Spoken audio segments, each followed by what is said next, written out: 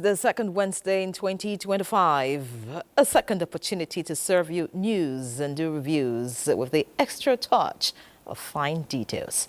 The new year is already building its character in different spheres of life, and Nigerians are responding with zeal and resilience. In other parts of the continent, new chapters have been opened, while some stories have also, sadly, come to a reversible end. Tonight, states target agro-business as way out of youth unemployment, and the seed of enthusiasm in agriculture seems to be germinating. Still on agriculture, adulterated onion seeds affecting production, but farmers in Sokoto know their onions. The value chain. Vandals target manhole covers in the FCT, but there is a pushback. Farewell, Jimmy Carter. Former head of state General Yakubu Gowon lists former U.S. president's intervention in disease eradication in Nigeria.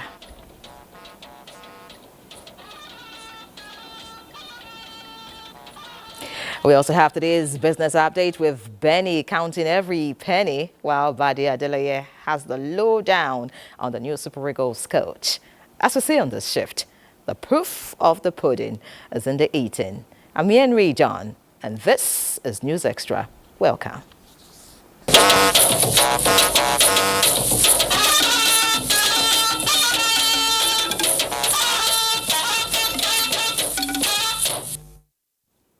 Nigerian former leader and the social interventionist General Yakubu Gowon has paid tribute to a strong ally and the 29th American President Jimmy Kennedy Carter, who passed away on the 29th of December 2024 at 100 years.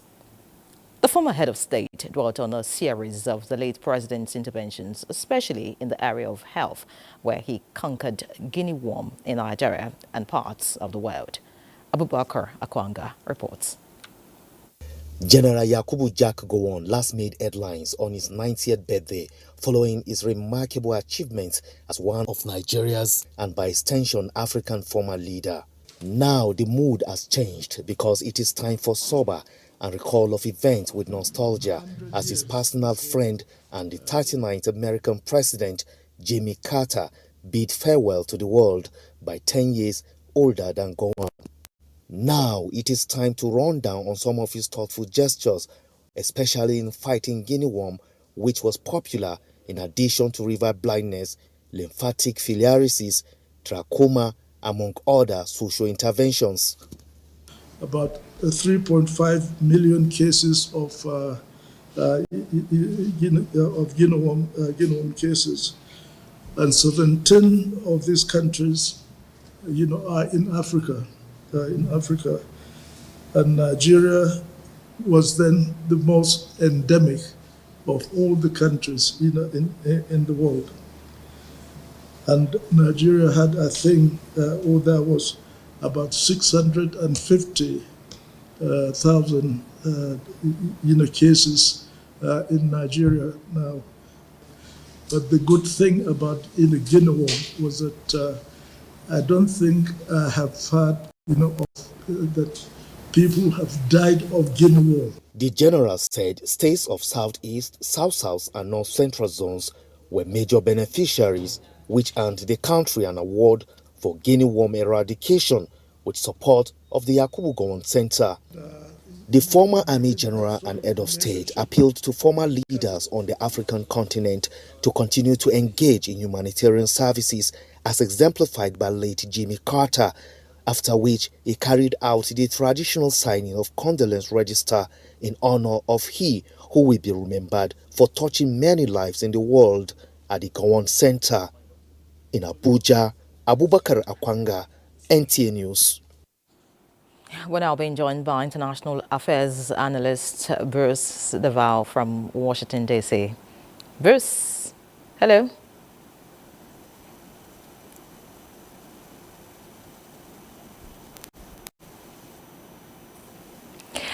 Bruce, could you please unmute your mic? Muted this.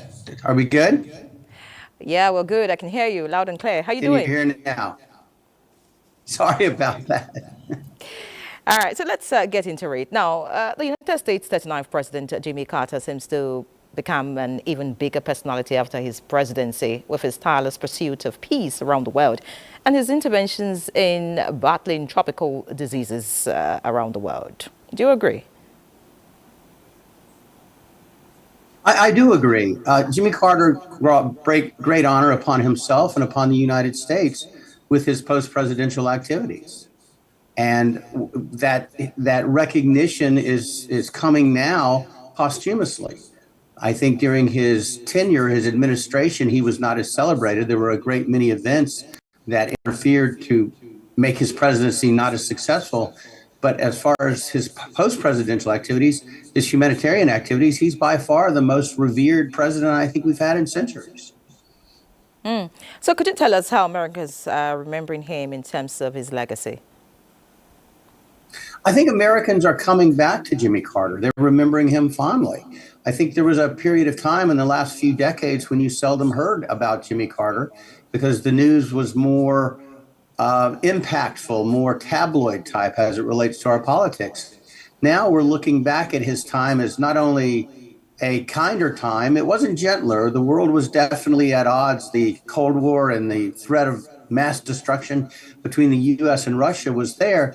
But Jimmy Carter approached the presidency in a very dignified way, in a not as partisan way. Again, he had a great many hardships that he dealt with. He may not have dealt with them as well as others would have dealt with them. But I think he is once again being remembered as a kind and gentle man of deep Christian faith and an abiding legacy of trying to make the world a better place. And that's very rare these days.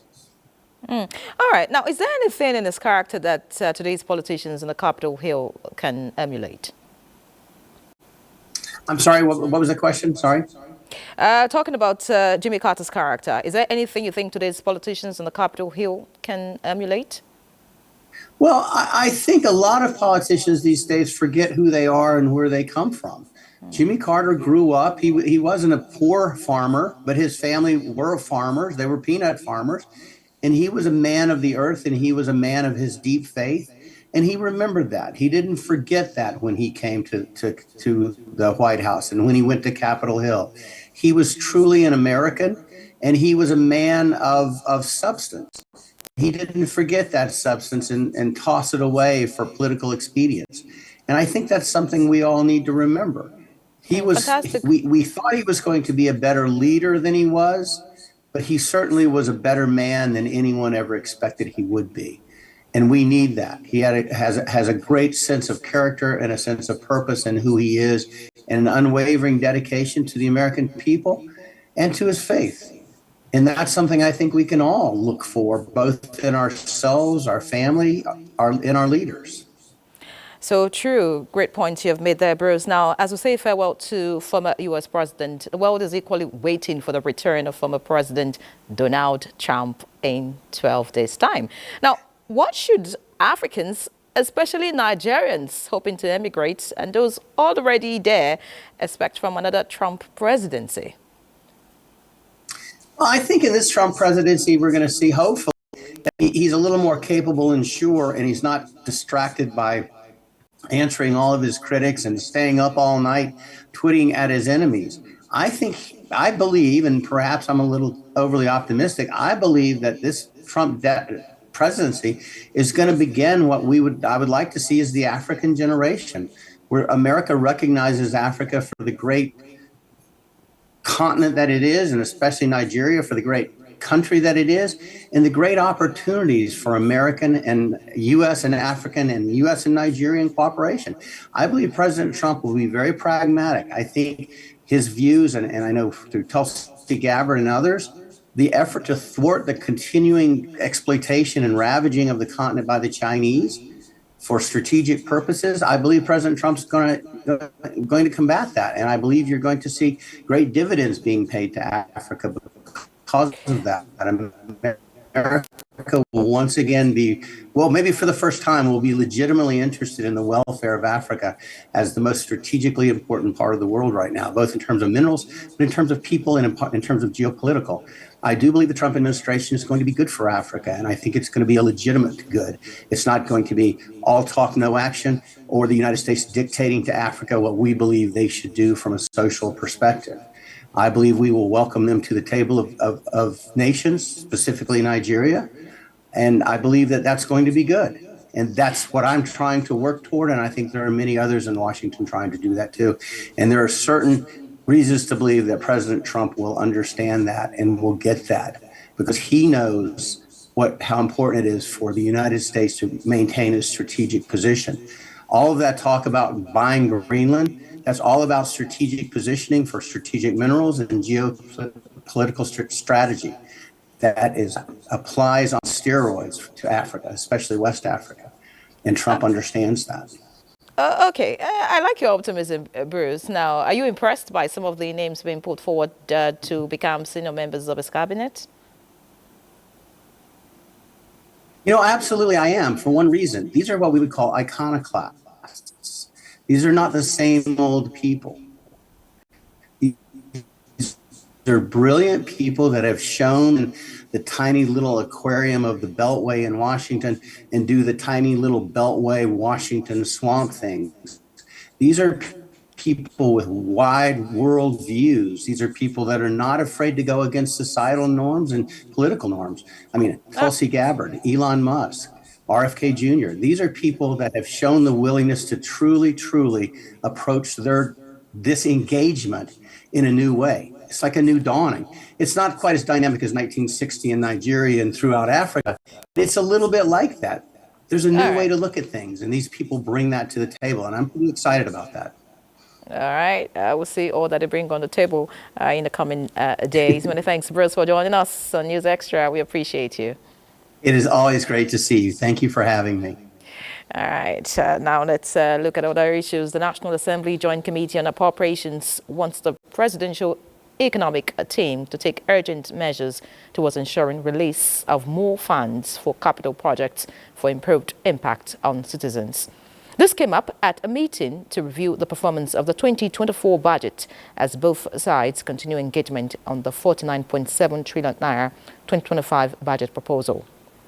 In a statement, the Joint Committee observed that as contained in the report submitted by the Minister of Finance, Wale Edu, the overall performance of the 2024 budget stands at 43%, with recurrent achieved 100%, while capital was just 25%. The Minister of Budget, Atiku Bagudu, explained that the huge expenditure on recurrent was channeled to fight insecurity and boost agricultural production and other economic activities. The National Assembly urged government to release more money for capital projects, advocating the ratio for recurrent and capital should be 60 to 40 as against the current 80 to 20%. All right, we have more business news. The businessman is here. Benny, feed us. Thank you. On Talking Business, and now trade, WTO gets a nod with the European Union as it says it's committed to multilateral world trade rules as being championed by the World Trade Organization. This is as the EU believes the World Trade Organization has the capacity to address challenges of current trading systems in the interest of all.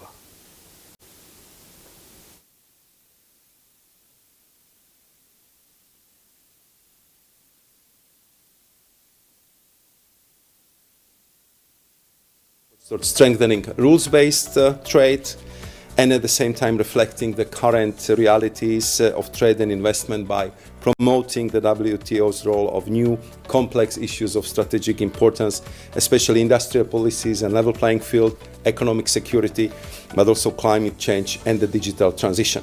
We're very appreciative of the EU because of the strong role it plays at the WTO in all kinds of ways. We agree with you on the need to make the WTO fit for 21st century issues. We have embarked on that journey. It's not an easy one.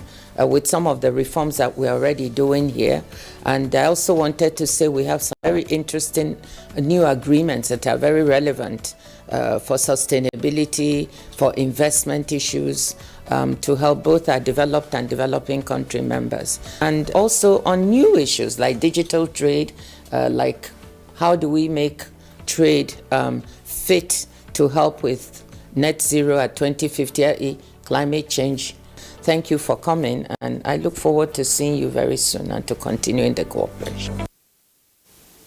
And now looking at the energy market, crude oil prices rose to a 3-week high amid mounting concerns over supply disruptions and increasing demand. However, technical analysts caution that oil markets may be overbought. And looking at the numbers at this point in time, looking at OPEC members' daily pricing in the international market, from Angola's girasol to Nigeria's Boni Light, Algeria's blend, the Arab Light, Kuwait blend, Iran Heavy, Brass River. Here we see Nigeria's crude has 3 entries on the OPEC members' daily pricing, which is Boni Light, the Brass River, as well the Kwa Iboi, doing well, almost competing with the Brent crude, which is the international benchmark for the United Kingdom, as well as the United States benchmark, which is the West Texas Intermediate. Looking at the numbers as last updated, you will see that the Boni Light is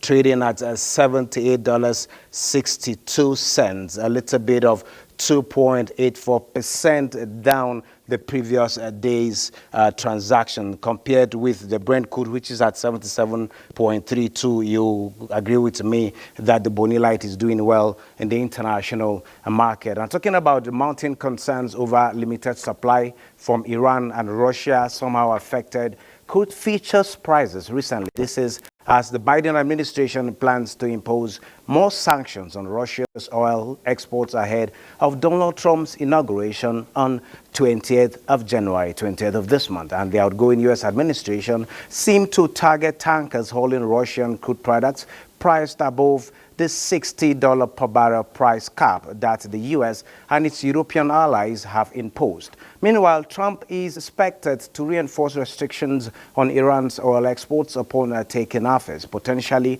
causing a supply disruption of up to 1 million barrels per day, approximately 1% of global supply. Let's keep our fingers crossed as we expect Nigeria's crude to make better entries in the international market. Particularly, our eyes should be on the Boni Light. It's well priced across the globe. And a quick look at the markets, the capital markets in Nigeria.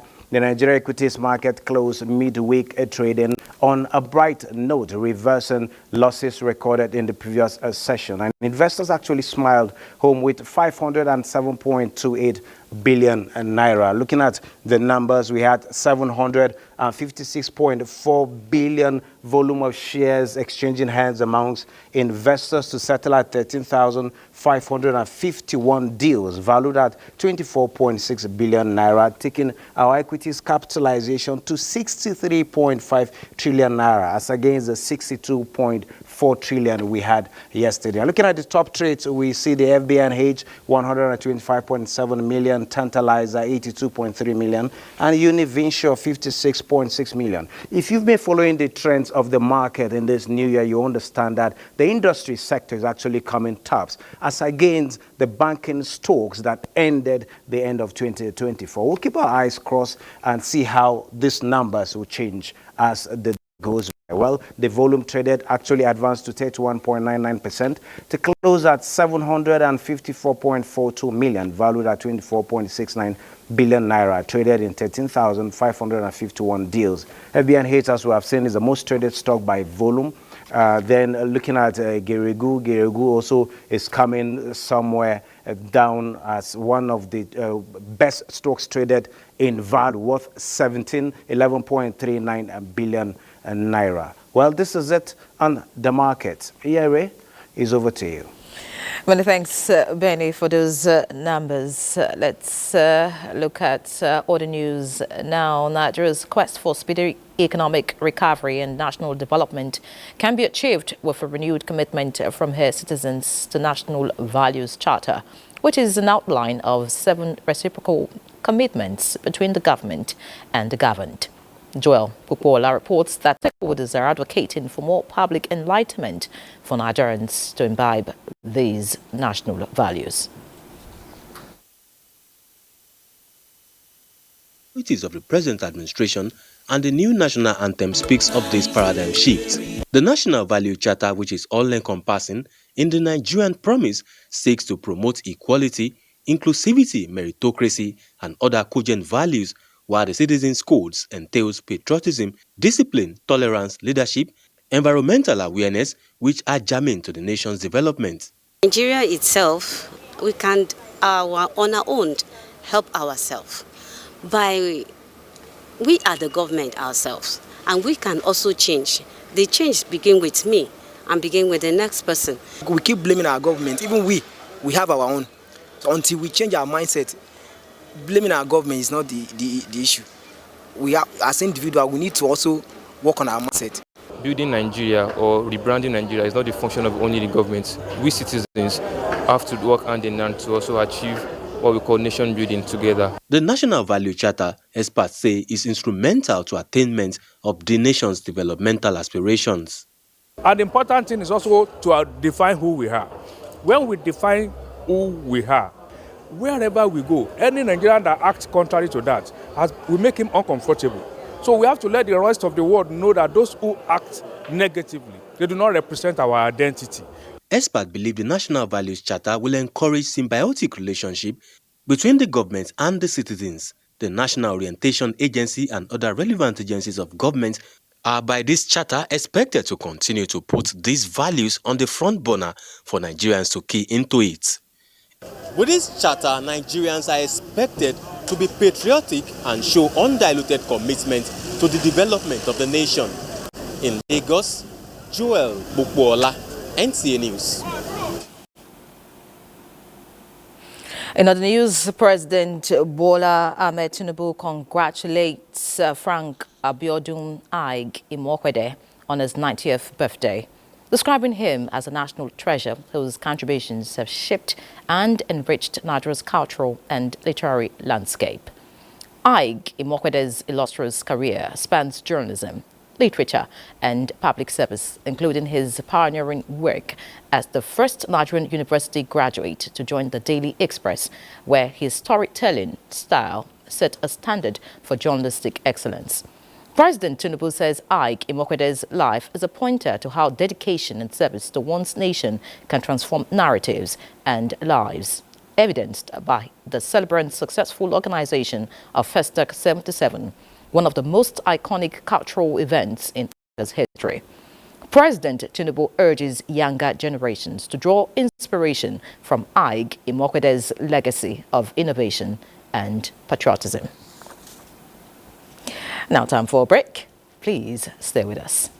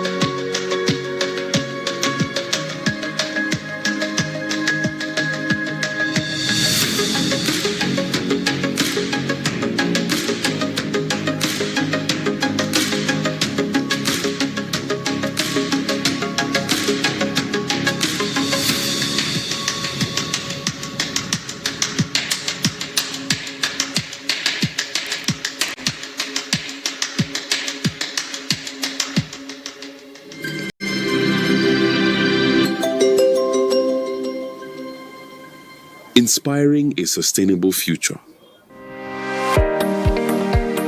A dream is like a seed. It needs fertile ground to grow. And when it grows, it becomes a passion that keeps you on your toes. Passion can take you anywhere. Sometimes it takes you a million miles away. Go a few kilometers away. All right, where you need to be. As a people driven by passion, we found a partner in the European Union.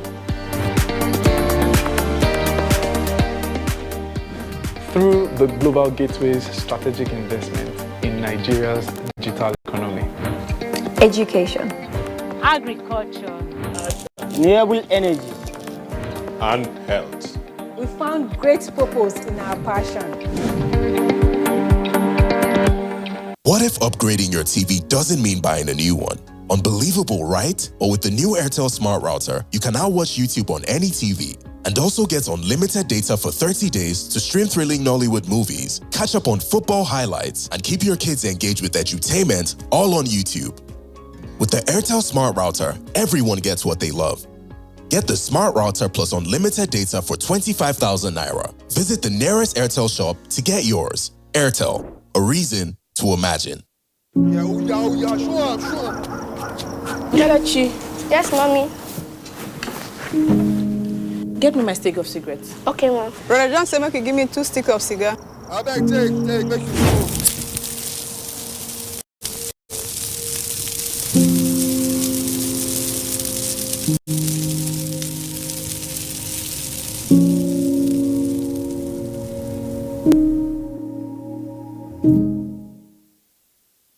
The drop with Coke Studio. Buy a Coke and stand a chance to win a trip to South Africa. Streaming vouchers, VIP festival tickets, over 70 million Naira worth of cash. Grab your glass bottles, just scan the QR code on the Coke poster and impute the code under the white crown. Or grab your plastic bottles, scan the QR code on the label and impute the code under the white cap to win prizes instantly. Fanta, Sprite and Schweppes are in on the fun too. Approved by FCCPC and NLRC.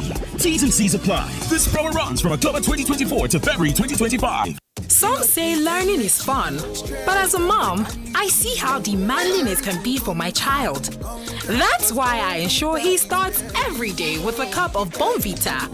Bonvita, prepare them to win every day. Many thanks for staying with us. Ghana's President John Mahama, who was sworn in Tuesday in Accra in an event attended by many African leaders, including President Bola Tinubu of Nigeria and 2 former presidents, Chief Olusegun Obasanjo and Dr. Goodluck Jonathan, amongst others.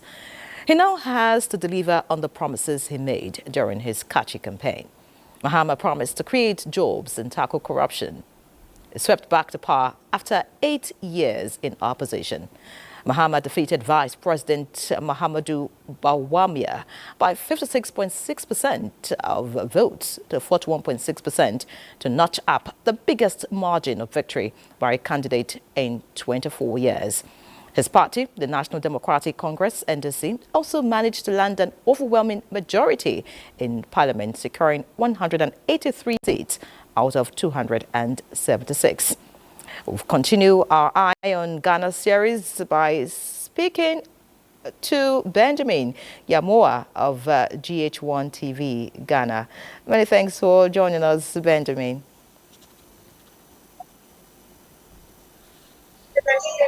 Thank you very much, and it's a pleasure to join you in Nigeria.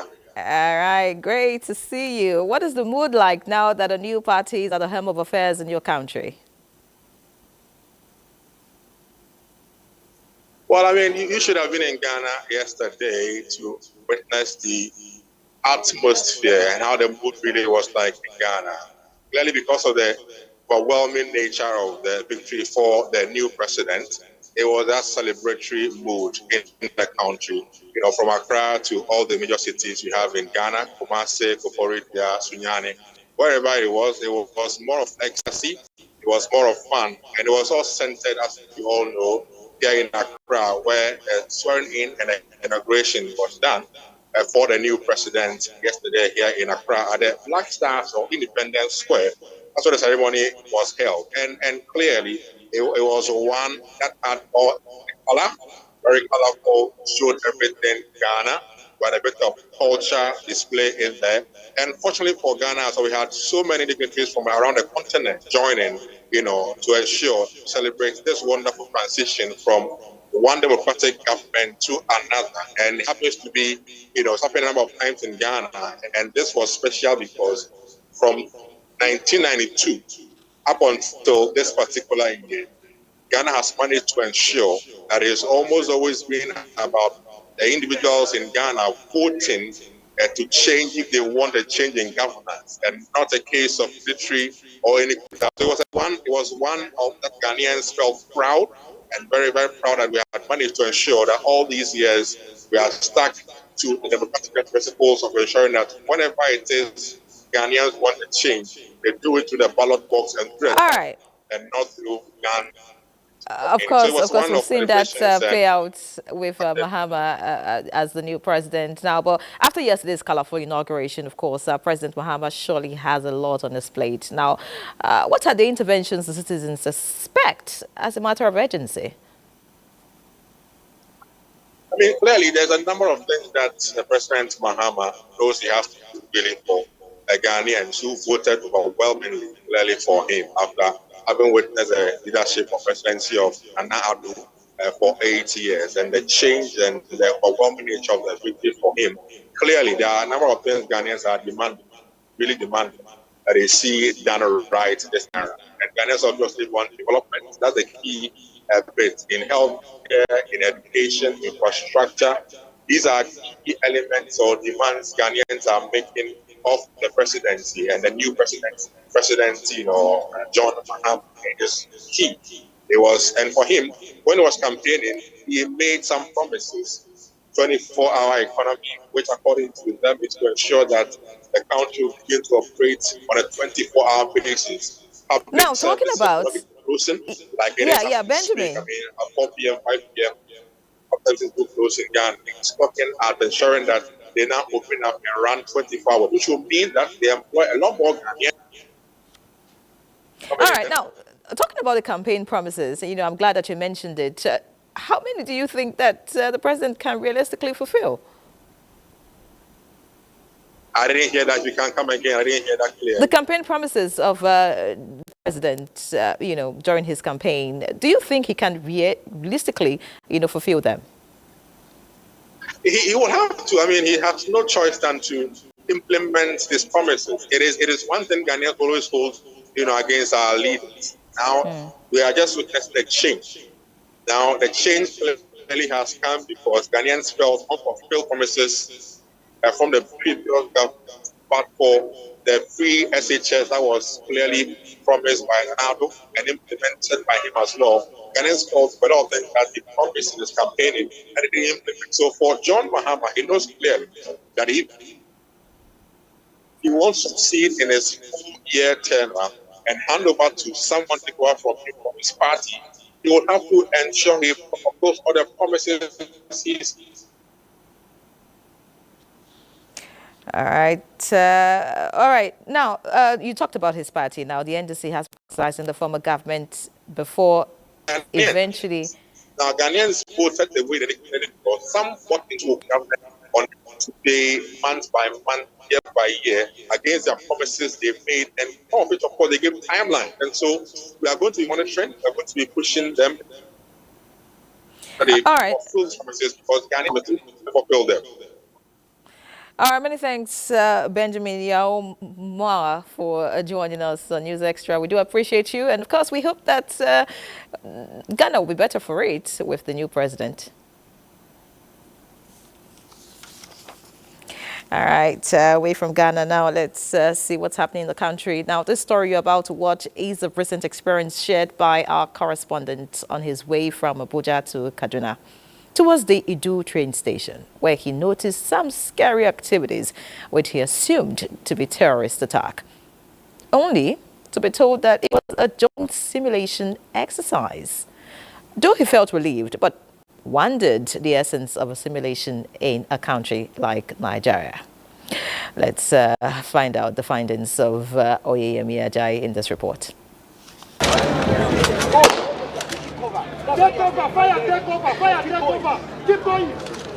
Eye-popping movement of action. Swift, sharp and suave. It seems like the movies, but it is the situation when terror strikes. Alertness and precision is the game, so casualties can be minimized. This is a typical simulation exercise, one described as an important ingredient to make people learn and practice in a controlled environment without putting themselves or others at risk. Since 2016, the National Crisis Management Doctrine was promulgated, and it also used the whole of government approach where all security agencies are brought together, ministry, departmental agencies are brought together to train in terms of crisis management. It is also to create or enlighten on ways to act in case of any unforeseen circumstances. From records, the global practice explores this initiative, with some countries or organizations referring to them as drills. In Nigeria, simulation has been a major exercise, especially for the military and paramilitary agencies, demonstrating tactics in rules of engagement and during terror attacks. How to behave, what to do, who to call, and how to prevent being killed or kidnapped are top considerations. This kind of simulation exercise, honestly, it sharpens their skills. It helps them to make sound decision, because I've always said, and it's something that is not about me, this is what is globally rated, that to escape from an ambush, it requires just 5 seconds. Beyond this, it also reflects and increases the level of preparedness of security agencies. The simulation exercise in a global standard that it's not good, that has a lot of disadvantages than advantages to the state. When you just procure equipment, right? You procure equipment, then you bring them to, to the public. You call the press. You tell the entire state and the globe, oh, we've just acquired this. Yes, sometimes it has advantages, but a lot more. Most times, that kind of simulation exercise has disadvantages. Like it's been known, next time when you walk into a place where a simulation exercise is ongoing, don't just watch in excitement, but take your time to observe and learn, and who knows, the knowledge gotten might just be needed the next minute. Oyeyemi Ajayi, NTA News. Thanks, Oyeyemi. Honestly, I do not want to experience a simulation exercise. Now, in today's tech-driven world, our homes are becoming smarter than ever. Devices such as smart TVs offer entertainment and a range of digital experiences right at our fingertips. In fact, you might even be watching this broadcast on one of those smart devices. But here's something you might not know. Your smart TV could also serve as a gateway for hackers, potentially putting your personal information and finances at risk. Now, let's turn to our ICT correspondent, Chimdema Ndubesi, for more. Allen and his siblings are gathered in their living room, enjoying quality time. They flip through a variety of content on their smart television, everything from traditional TV bouquets to streaming platforms. Lade is in his office, exploring the web services available on his smart TV. Smart televisions have revolutionized entertainment and productivity. These devices are part of the Internet of Things, IoT, but there's a hidden risk. A smart TV can become our target for cybercriminals.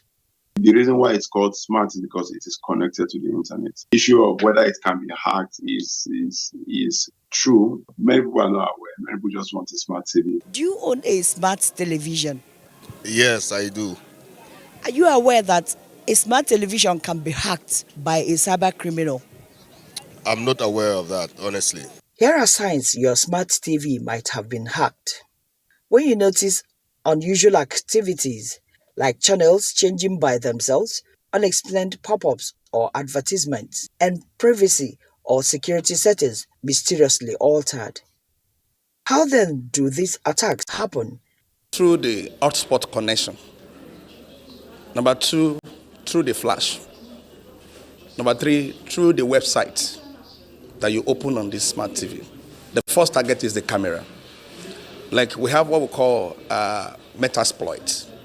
It allows the Metapreter to open a section with the victim and put on their camera. So when hackers hacked into a smart TV that is using internet connection, they will enable a particular software, this very software, which will put on the smart TV camera. The viewers can also be snapped. They do that for identity theft to claim ransom. Protecting your smart devices and personal data requires a proactive approach. Update your app regularly, use strong passwords, disable unnecessary features that is not in usage, right? Turn off your camera if you're not using it, right? Secure your Wi-Fi network. Whatever app that is not from the official store, do not install, right? And be very careful with links, and also check regularly for apps that have permission, that requires permission to your smart TV. It's not even advisable for you to use your smart TV to make financial transactions. If you are not using your smart TV, look at the camera. Look for a black marking tape to cover it. You can disable your camera, you can disable your flash drive. You just go to the control panel of the smart TV. For millions of families or organizations, the key to enjoying a smart home or office is balancing convenience with caution. In Abuja, Chimdima Ndibisi, NTA News. Still on cybersecurity, the Nigeria Police Force National Cybercrime Center, NPF-NCCC, has intensified its operations against cybercrime, apprehending several suspects involved in identity theft, business email compromise, and money laundering. Francis Fom reports that the arrest highlights the growing threat of cybercrime and the innovative efforts of the police to combat it. This is the second parade of suspect by the Nigeria Police Force. Among the suspects being paraded at the National Cybercrime Center is a suspected hacker who allegedly hacked the WhatsApp of 2 ministers and 3 senators. Ever use his girlfriend's personal information to open multiple accounts with a large digital bank in Nigeria and rented them to cyber criminals. The cyber criminals hacked WhatsApp accounts belonging to prominent Nigerians, including senators, ministers, top government functionaries. Also, another suspect who specializes in hacking business emails to defraud companies and launder money internationally has been apprehended. Investigations by the center revealed that thousands of compromised email credentials were recovered from the suspect Skype account, which the syndicate used to coordinate its operations. So he is, the one that is actually responsible for most of this WhatsApp hack. So we should be able to, know when to give our 6-digit number and when not to do that. And every offense committed leaves a trace in forensic investigation. And that is what we do in the police now. We go scientific to get you. No torture, no harassment. And these 3 suspects were also arrested for unlawfully hacking a WhatsApp account to defraud their victims of 24 million naira. The suspects confessed to their roles in the crime, which involved impersonating the victim's business associate to solicit funds under false pretenses. Director of the Cybercrime Center assures that investigations are ongoing to recover the stolen funds. Francis from NTA News. The Federal Capital Territory is grappling with a surge in theft of critical government infrastructure, sparking concerns among residents, security officials, and stakeholders. A particularly disturbing trend is the frequent disappearance of manhole covers on major highways, posing significant risk to road users and undermining the territory's infrastructure. In this report, Ifoma Odinta delves into the issue, exploring its consequences and the efforts being made to combat this menace. This has become a common sight on the highways and newly constructed roads in the city center of the nation's capital. This one is new. Look at this. Look, they just did this one now. They did it either yesterday or this morning. So they'll come to the middle of the road. By the way, this is highway, for God's sake. Thanks to this patriotic Nigerian who has further highlighted the ills of vandals to the unsuspecting road users and government authorities in the FCT. The theft of manhole covers has become a pervasive problem, with perpetrators often selling the stolen materials as scrap metals. This does not only compromise the safety of road users, but also result in significant economic losses for the government. Sometimes at night when we move without light and it's very dark, those particular potholes we might fall into it. We are not the kind of people that doesn't really appreciate what the government is doing. If not, this property is to serve the people.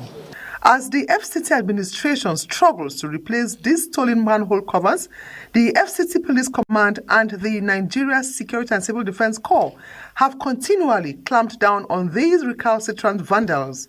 The FCT Police Command recently paraded 50 suspected vandals accused of stealing manhole covers. We have resolved to all go out to ensure that we continue to embark on raids to rid the town of these menace. One of the major challenges we've had is the penalty, for these vandals. Majority of them, when we prosecute them, take them to magistrate court, and the kind of penalty they get are very ridiculous. Some of them are just sentenced to community service. They go to sweep the market. Some of them, they are charges as low as 2,000, 5,000 naira. It's more of a security issue to check vandalism. And going forward, I'm sure the FCT administration will intervene very, very seriously in terms of checking vandalism within the city. While these vandals remain recalcitrant, the FCT administration have continued to find other ways of protecting public infrastructure. Along the parkway, that is the Ecumenical Center Road, down to FCDA and NTA, all the manhole covers on this road have been replaced with plastic, while the road railings have been replaced with concrete. In Abuja, Ifoma Ojinta, NTA News. Many thanks, Ifoma. Now let's head to the courtroom. The magistrate court sitting in Jimeta, Yola, Adamawa State has convicted and sentenced one Nuhu Issa to 6 months imprisonment with an option of 20,000 naira fine for criminally intimidating FRSC patrol team. The defendant, a passerby, had on 5th of January 2025, while recording FRSC patrol team, intimidated and further instigated passengers to mob the FRSC team who were conducting their lawful duty. Reacting to the judgment, the Court-Marshal FRSC, Sheikh Mohammed, emphasizes the unwavering commitment of the FRSC towards creating safety on all Nigerian roads, reiterating that FRSC staff cannot be deterred by threats from miscreants. We head to Port Harcourt now, where the Eastern Ports Police Command says it will adopt new crime prevention and control strategies to sustain the successes which resulted in crime reduction in 2024. Commissioner of Police, Eastern Ports Command, Jimo Mushu, stated this briefing journalists in Port Harcourt. Emmanuel Lene reports that some newly promoted officers of the command were also decorated with their new ranks. Among some of the achievements made by the Eastern Ports Police Command was the arrest and prosecution of several suspects for different offences ranging from conspiracy, stealing and diversion of trailer loads of goods worth millions of naira. Prominent among them is the conspiracy, stealing and diversion of 1,840 bags of wheat belonging to the United Nations World Food Programme from Ibeto Port Terminal to Kano State. 3 suspects were also convicted for conspiracy, vandalism, and stealing of heavy metal drainage grating property at Warri Port, among several other arrests. The command arrested 33 suspects for various offences, Outside the first suspect that I've mentioned, that 3 other suspects were arrested for various offences throughout the year. All these 3 suspects have been arraigned in court. To sustain these crime prevention strategies, CP Jima Moshood says certain action plans have been in place to sustain the recommendable feats recorded in 2024. Meanwhile, 8 officers promoted in the command have been decorated with their new ranks. On behalf of the promoted officers within the Eastern Post Police Command, we want to appreciate the Inspector General of Police, who has considered us worthy for this promotion to the next ranks. We want to assure the Inspector General of Police of our unalloyed loyalty and commitment to duty. The Eastern Post Command has 4 divisions. They are One, Rivers, Warri, and Calabar ports. In Port Harcourt, Emmanuel, Ine, NTA News. And still on security matters, the Defense Headquarters says several ISWAP Boko Haram terrorists have been eliminated by troops deployed to Sabongari village of Damboa local government area of Borno State in a combat. A statement by the Director of Defense Media Operations, Major General Edward Buba, reveals that the terrorists attempted to stage an attack on troops to retaliate the recent killing of their commander and combatants. The terrorists were ambushed by troops on patrol while returning to base, foiling their planned attack. Similarly, the air component of Operation Hadinke conducted air interdiction on the fleeing terrorists with battle damage assessment, revealing several terrorists were killed and weapons recovered. It's now time for another break. Please remain tuned.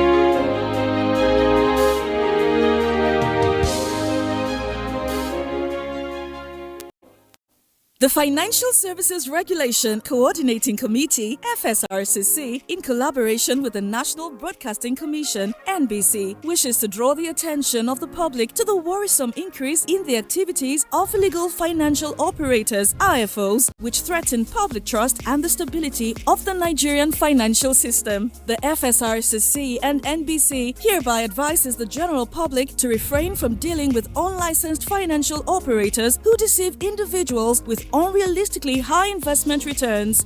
Make sure to verify the licensing status of such companies and schemes on this website. To report any suspicions of illicit financial activities, call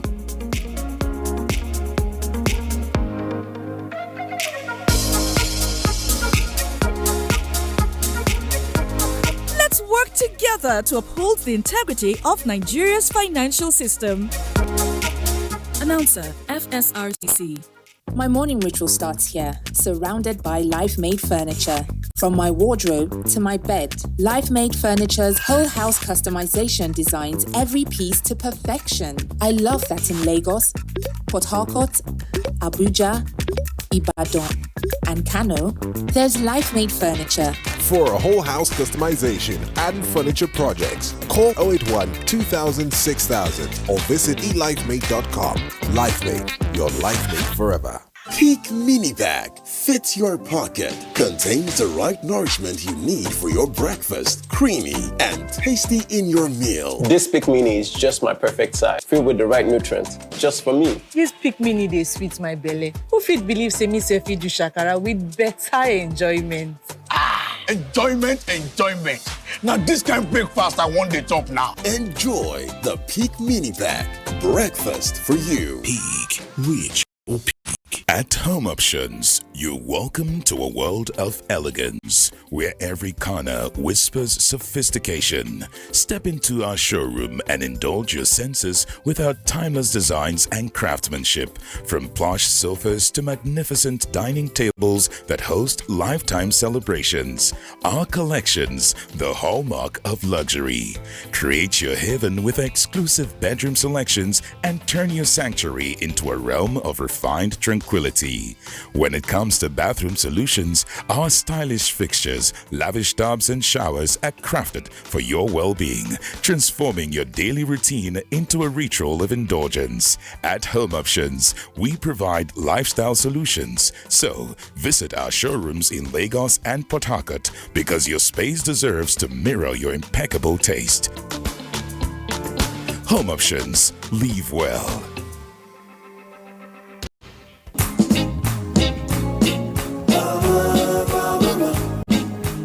Maliciously good, maliciously good. Whether it's your chips or sandwich, yam fries or jollof rice, salad, pasta or plata, they make it taste so nice. Now you all get the bama, you all get the taste. Nothing tell you any day that everything tastes better.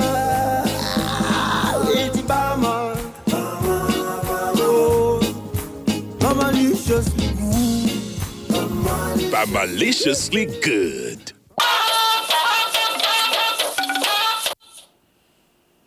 Many thanks for remaining tuned. Northern Nigeria's Growth and Development, a non-governmental organization, has welcomed and commended the federal government's foreign currency voluntary disclose, deposition and repatriation and investment scheme launched under Executive Order Number 15 of 2023. Shehu Muhammad Dati reports that the organization announced its support for the initiative. Northern Nigeria has outlined its objectives, including promoting investment, public policy advocacy, and corporate social responsibility.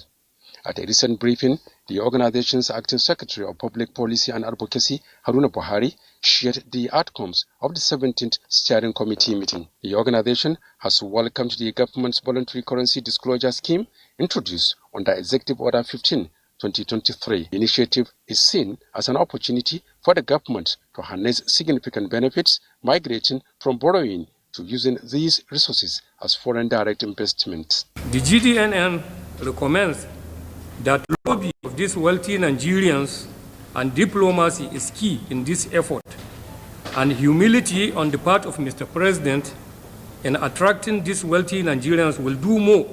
The organization has also made key recommendations, including the integration of dairy development into new Ministry for Livestock Development, adopting the PTF model to address poverty and job creation, and completing the abandoned Ajakuta Kaduna Kano Katsina gas pipeline project. The GDNN also recommends to government that the solid minerals mining sector will benefit a lot from being exposed to the same model the oil and gas sector was and still is subject to, in which sufficient data on these minerals were generated. In its final remarks, the organization urged the Minister of the Federal Capital Territory and the Minister of Health to visit the Pape Hill settlement in Bwari, taking immediate action to address the health hazard posed by overcrowding. In Abuja, Shehu Muhammad Datti, NTA News.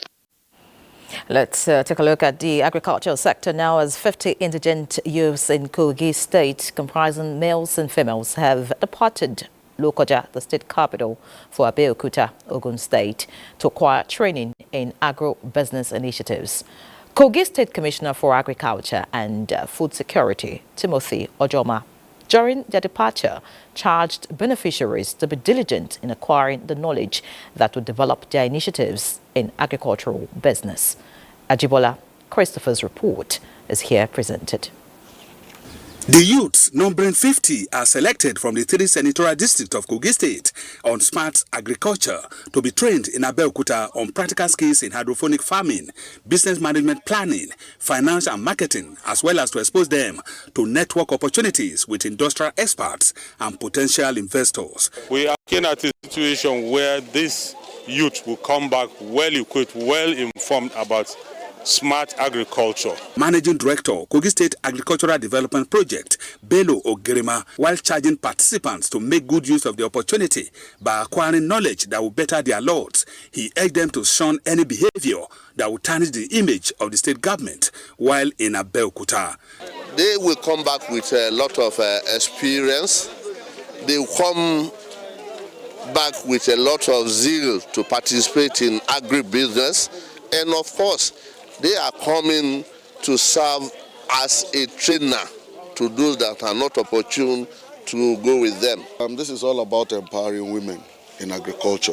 Governor, in his magnanimity, has decided that he's going to train women all across the local government areas of Kogi State, the 21 local government areas, 2 for our local government, and then afterwards, invest in them. Thank you to you, His Excellency Alhaji Ahmed Usman Ododo, for creating an avenue for the youths and women to go out there to learn.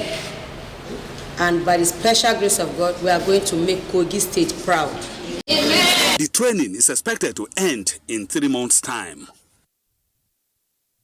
Still looking at agriculture, recently Nigeria's onion industry has been grappling with an unprecedented crisis, with farmers incurring massive losses running into billions of naira due to planting of adulterated seeds smuggled into the country by some fraudulent individuals.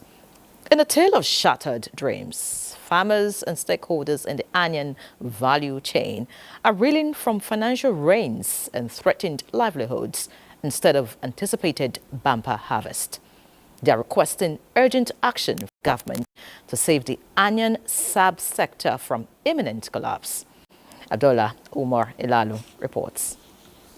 Nigeria, the second largest producer of onions in Africa, has Sokoto State as largest producer of the commodity. However, during the last dry season production, unsuspecting farmers met their fate when they purchased and planted adulterated seeds. This has left them feeling desperate and helpless as the development threatens the onion industry that has been contributing 20% of the nation's gross domestic product. NTA News visited some farmers in their farms and found the situation worrisome. The farmers face the daunting task of rebuilding their farms, restoring their livelihoods, and counting losses worth billions of naira.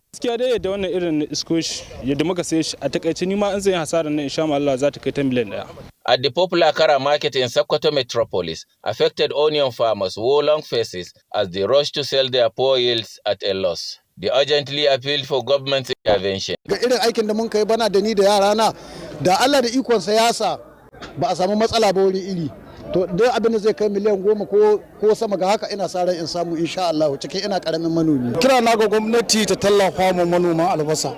Experts warn that the crisis extends beyond Sokoto State, as onions from the region are highly sought after across Nigeria and West Africa. The price of onions has skyrocketed, with a bag selling for between 170,000 naira and 220,000 naira, depending on its quality.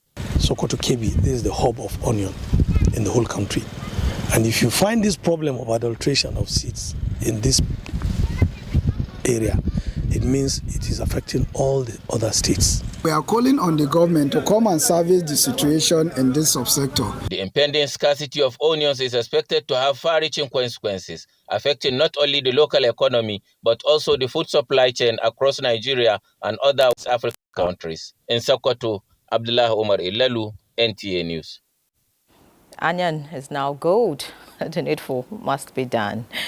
Now, the September 2024 flood disaster, which devastated a substantial part of Maiduguri, the Borno state capital, and other local government areas, also swept away farmlands in its wake, triggering fears of potential food crisis in the state. However, the proactive measures the government and non-governmental organizations have taken are, to say the least, the much-needed tonic for dry season farming the area is noted for. to thrive again against all odds. Mohammed Goni visits some farmlands on the outskirts of Maiduguri to gauge the pulse of some of these dry season farmers. The Borno State government, along with federal authorities and international partners, increasingly recognizes the importance of irrigation farming in ensuring food security amidst recurrent floods and insurgency-related disruptions. State authorities have continued to encourage dry season farming in all resettled communities by distributing improved seeds, fertilizers, water forms, and pesticides for cultivating crops such as rice, wheat, and vegetables. These 70,000 beneficiaries that we reach out to them through the Fadama NG Cares, we make sure that it cuts across all the 27 local governments. Farmlands previously tilled only during the rainy season are now being cultivated year-round, as farmers increasingly acknowledge that reliance on rain-fed farming alone is insufficient to tap the vast potentials of the agricultural sector. While some farmers are busy tilling the land in preparation for planting crops, others have already made significant progress and are expecting bumper harvests as their onions and tomatoes promise high yield.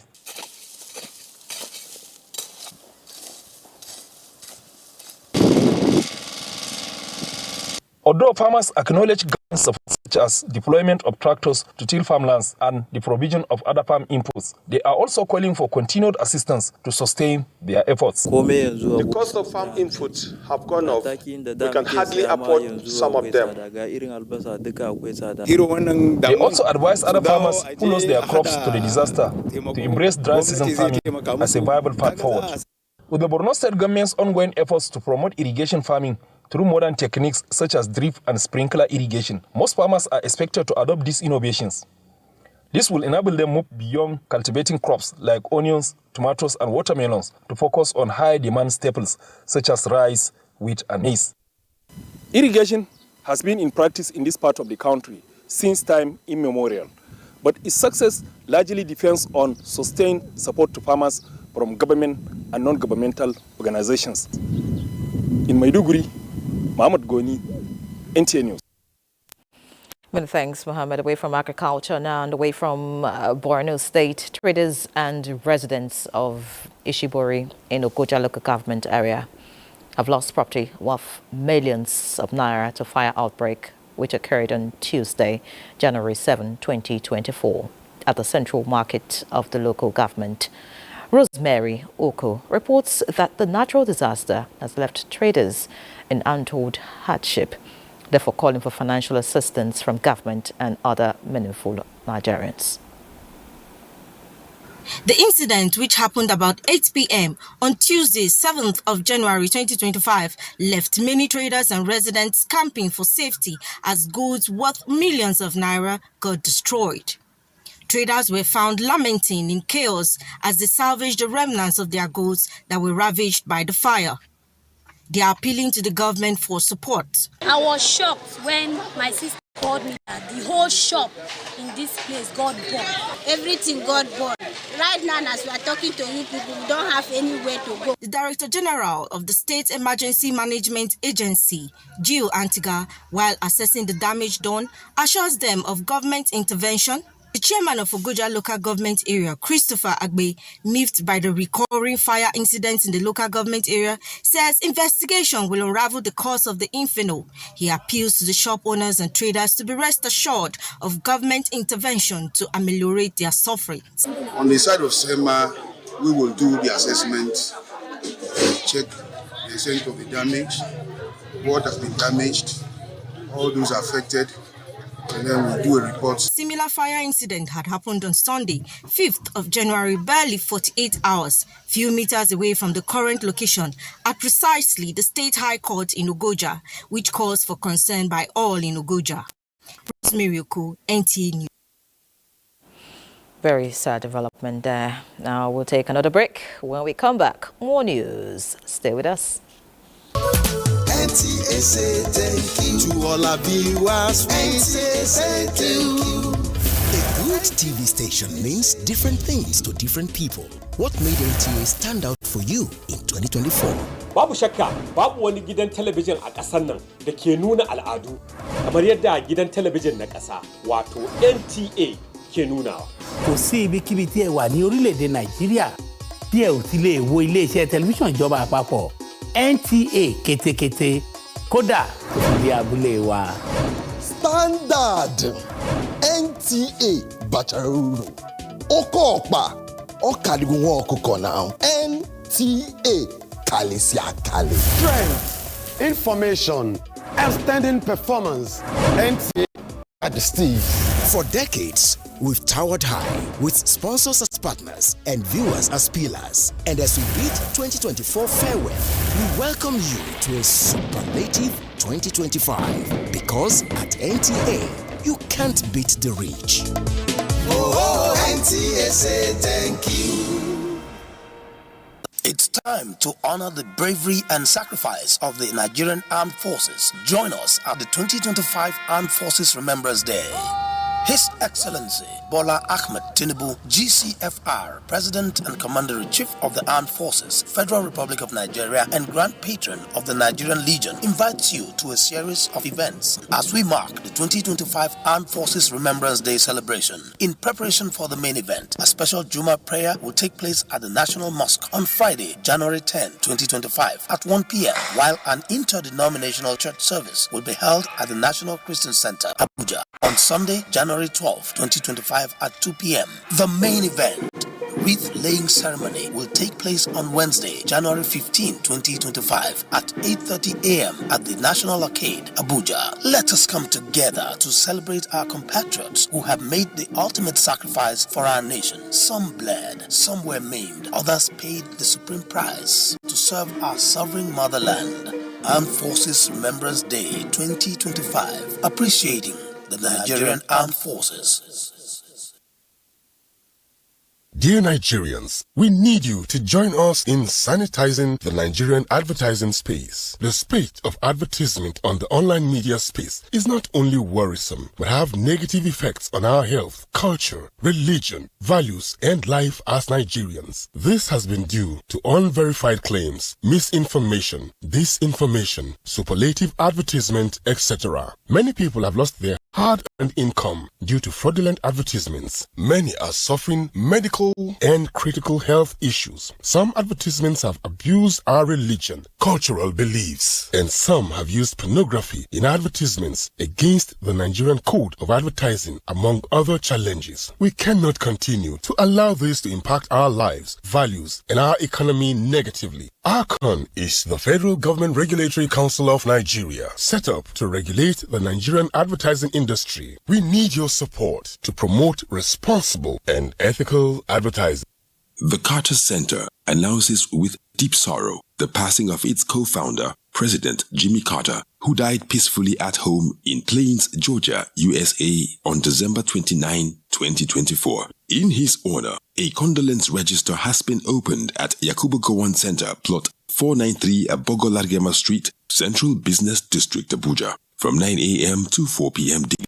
We invite members of the public, community leaders, and all who cherish his humanitarian legacy, such as his efforts in eradicating guinea worm, river blindness, and lymphatic filariasis, to pay tribute and celebrate his life of service. Let us remember and honor this remarkable man for his selfless dedication to humanity. Thank you and God bless. This message is brought to you by the Carter Center, Nigeria.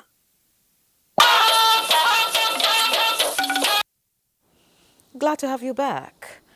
Kano State government has allocated 10 billion naira towards building new homes for victims of the 2024 floods. Governor Abba Kabir Yusuf made this announcement during an engagement with the new and serving commissioners in the state.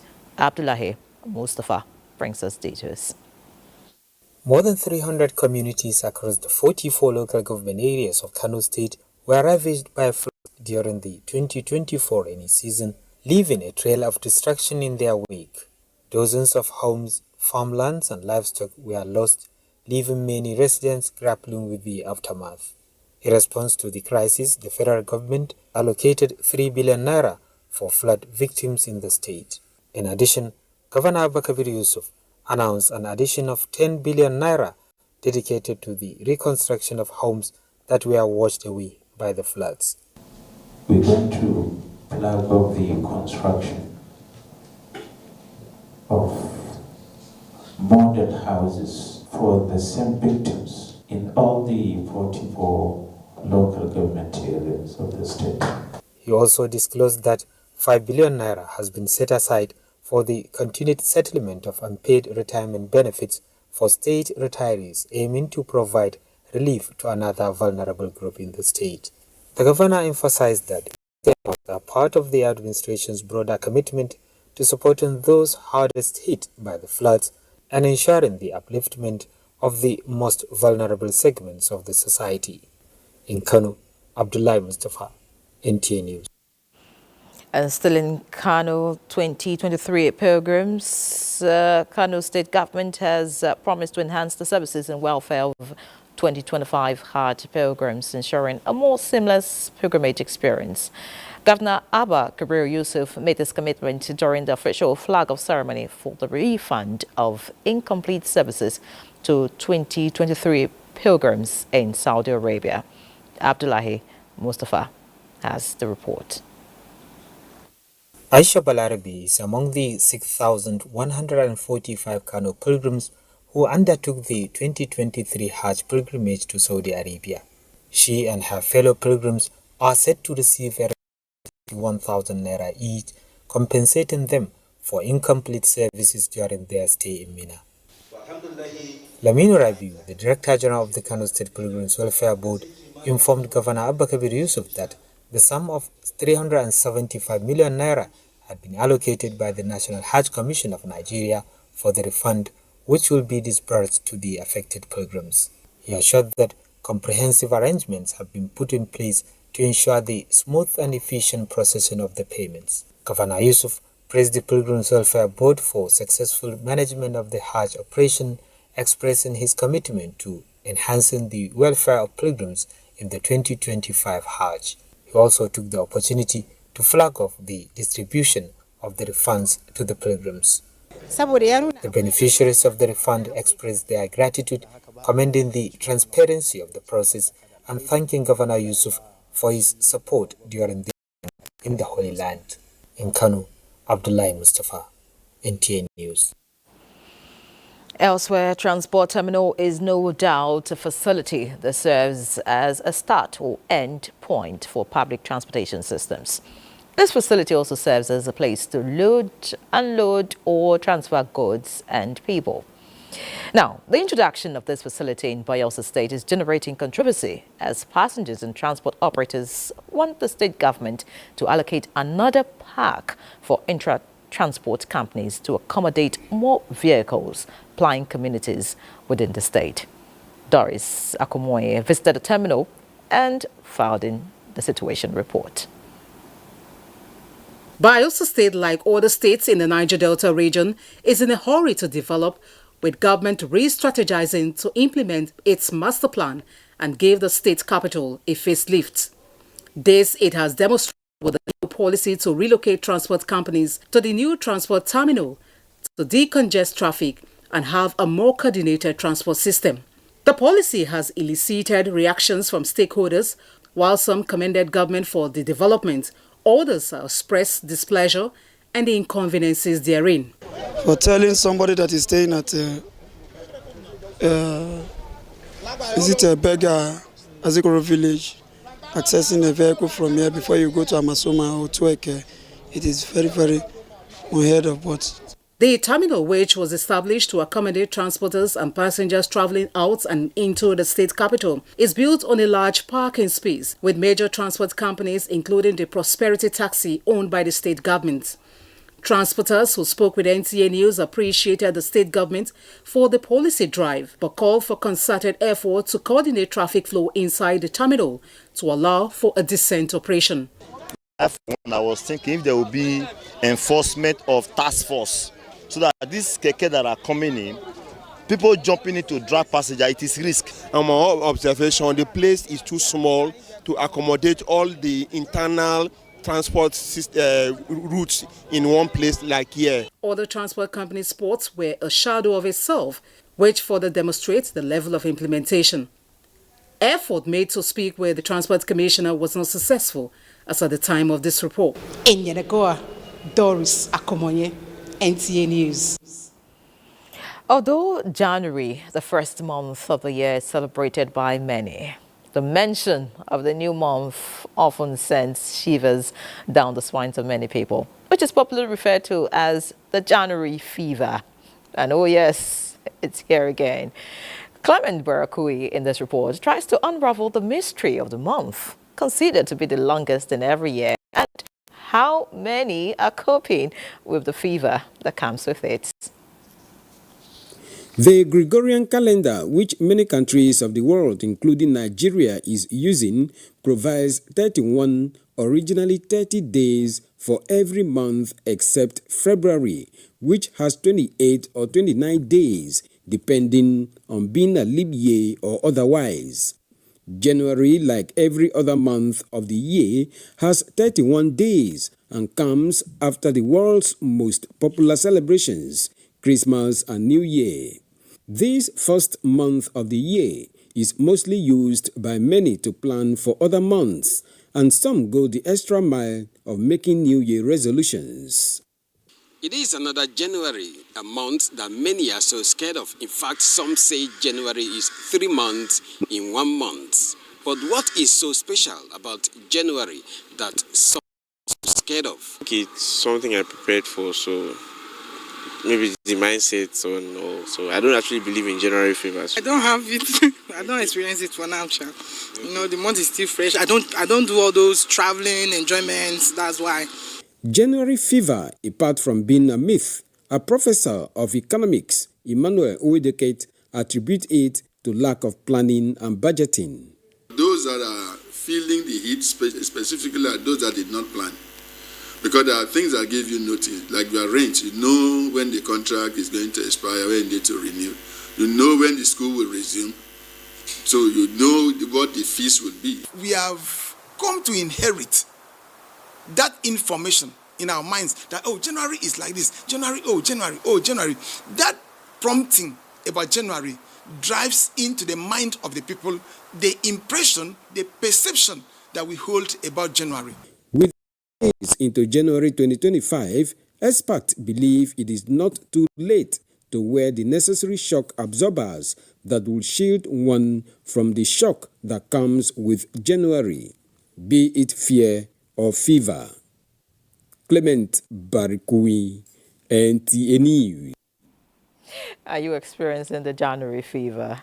All right, you can answer that. Now, the Chinese Foreign Minister Wang Yi arrived in Nigeria at 7:15 p.m. local time, where he was warmly received by Ambassador Donoma Omar Ahmed, PhD, Permanent Secretary of the Ministry of Foreign Affairs, and other top government officials, including the Chinese ambassador to Nigeria, Ambassador Yu Dunhoi.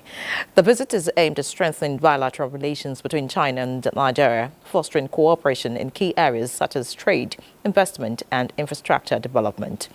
Wang Yi's visit is expected to deepen diplomatic ties, promote mutual understanding, and explore new avenues for collaboration.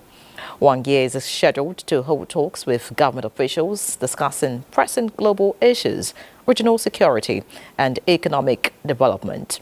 The visit underscores China's commitment to enhancing its partnership with Nigeria, driving growth and promoting peace and stability in the region. It's now time to talk sports, but first, Buddy, are you experiencing the January fever? Not at all, but a little bit of we've got less sports actions, but we do know that most of the leagues and some other interesting sports, they are coming back. So I'll say just a little.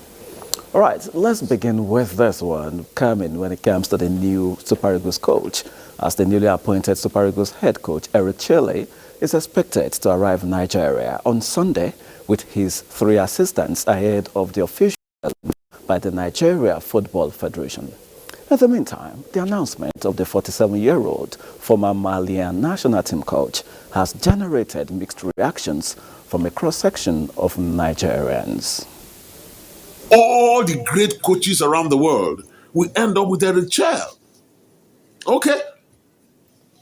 We have a job to do, qualify for the World Cup, sitting 5th in a table of 6 teams. Let's see how Eric Chell is going to do that alongside the NFF. For me, we have footballers, ex-internationals, with far better football pedigree than Eric Chell. Well, it's a good one. I see that we are looking inward and picking a local coach. What our primary concern should be now is his ability to deliver. Is he a technically sound coach? Well, I'm very happy that an African is taking a place in Africa. Yes, Nigeria has always been a very tough task for us to qualify for the World Cup. And what I've seen, even from the group we are now, we are already in a tight position. But it's not impossible, it's possible. It doesn't matter if he's white or black. His record so far speaks very well of him, so I think we should all just give him the benefit of the doubt. If he has done it before in other African countries, I believe he can as well do it for Nigeria. We have the best players right now in Europe, so he should just... His success will start from his selections. If you get the best players, I believe the job will be very easy. Well, if you ask me, I would say only time will tell. Now, let's turn our attention to the Nigerian League as Brown Ideye, who scored for Yimba against the Black Bulls of Mozambique and the CAF Confederation Cup, once again found the night against bottom side Nasarawa United in a rescheduled Premier Football League clash of Nigeria in Aba on Wednesday. Informed John Atule opened scoring for the People's Elephants at the stoppage time of the first half. The visitors drew level in the 58th minute through MPFL leading goal scorer Anas Yusuf before Ideye struck 4 minutes later for the winning goal to end the game at 2-1. And straight to the English Premier League, where former Brighton and Chelsea manager Graham Potter has signed a contract as West Ham's new manager following the sacking of Julian Lopetegui. Potter, who could be in the dugout during West Ham's FA Cup clash at Aston Villa over the weekend, returns to management 20 months after he was sacked by Chelsea. And from England to Spain now, where Barcelona have been granted temporary permission to register Daniel Olmo and Pep Victor by the Spanish government after appealing to cancel for sports often referred to as siesta. It was on Wednesday that La Liga and the RFEF's decision to cancel the two players' licenses has been suspended, leaving both players available to play for the time being. The CS decides that according to Article 27 of the sports law, professional athletes have the right to sports career in accordance with their potential and with all guarantees and certainty.